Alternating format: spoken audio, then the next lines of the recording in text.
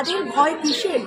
যাদের মাথার উপর আছেন স্বয়ং রবীন্দ্রনাথ, তিনি বলেছেন, যে পূজার বেদী রক্তে গিয়েছে ভেসে, ভাঙো ভাঙো আজি, ভাঙো তারে নিঃশেষে, ধর্ম কারার প্রাচীরে বজ্রহানো, এ অভাগা দেশে জ্ঞানের আলোক আনো। তাই আমরা সকলেই বলি, এ দেশ কেন পথ হারাবে?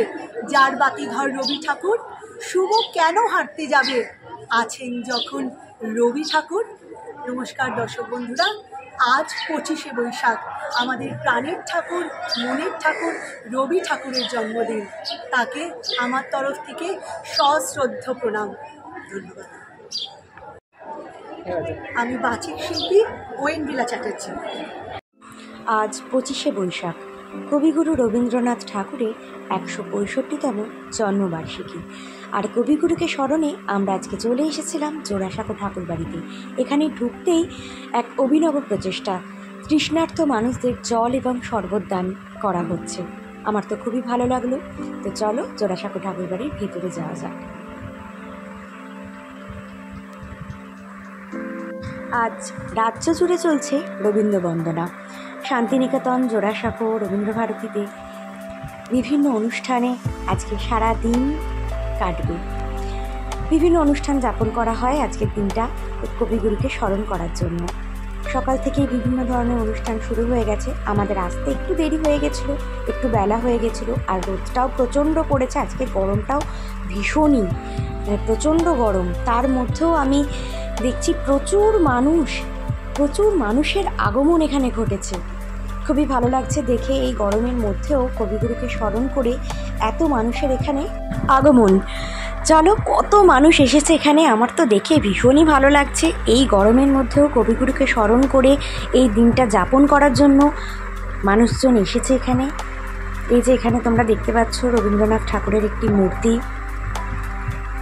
এই মানুষটাকে দেখো, লাঠি নিয়েও রবীন্দ্রনাথকে অন্তরে স্থান দিয়ে এই দিনটাকে যাপন করতে এসেছে।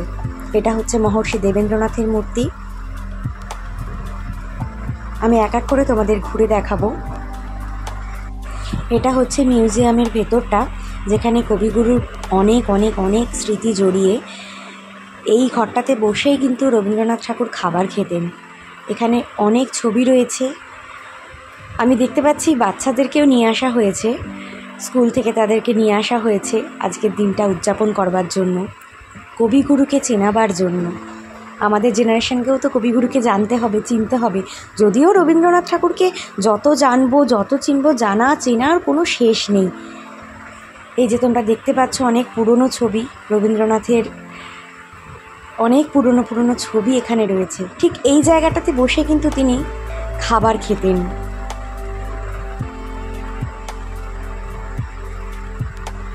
চলো তোমরা দেখতে থাকো মিউজিয়ামের ভেতরটা, আমি তোমাদেরকে ঘুরে দেখাচ্ছি।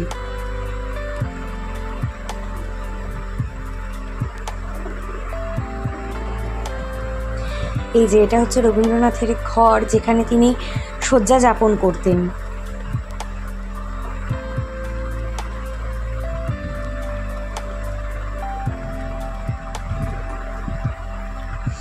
আজকে 25শে বৈশাখের দিনটা আমার তো বেশ ভালোই কাটলো। জোড়াসাঁকোতে গিয়ে মানে খুবই ভালো কাটলো। কবিগুরুকে যাপন করলাম। প্রত্যেক বছর তো মানে 25শে বৈশাখ মানেই বাঙালিদের একটা আবেগ। বাঙালির নির্ভরতার অন্যতম নাম হচ্ছে রবীন্দ্রনাথ ঠাকুর, তাই তো? এটা বিচিত্র ভবনের ভেতরটা। আর 25শে বৈশাখ তো রবীন্দ্রনাথ ঠাকুর প্রত্যেকবার ফিরে ফিরে আসেন। প্রত্যেক দিনই রবীন্দ্রনাথকে স্মরণ করার দিন, তাও 25শে বৈশাখ তিনি যেন নতুন করে ফিরে আসেন আমাদের মধ্যে। বাঙালিদের আবেগ আর বাঙালিদের মানে সব কিছুই রবীন্দ্রনাথকে জুড়ে, তাই তো? এই ঘরটাতে কিন্তু রবীন্দ্রনাথ ঠাকুর দর্শনার্থীদের সাথে দেখা করতেন এবং লেখালেখি করতেন। এখানে যে সেলফটা তোমরা দেখলে, এখানে বিভিন্ন বই রয়েছে দেখলাম, বিভিন্ন ভাষায় অনুবাদিত করা। রথীন্দ্র মঞ্চে গানের অনুষ্ঠান হচ্ছিল। চলো তোমাদের একটু ওখান থেকে ঘুরিয়ে নিয়ে আসি।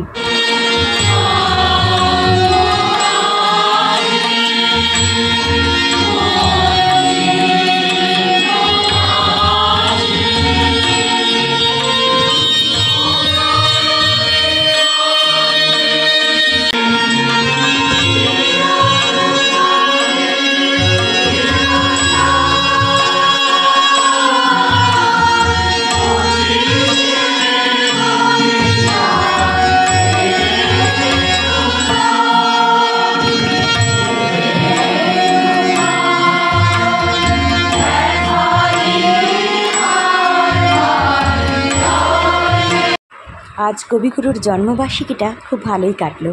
ভিডিওটা ভালো লাগলে অবশ্যই লাইক করো, শেয়ার করো, আর চ্যানেলটাকে অবশ্যই সাবস্ক্রাইব করো। দেখা হচ্ছে খুব শিগগিরই নতুন ভিডিও নিয়ে আমি হাজির হচ্ছি। ভালো থেকো সকলে।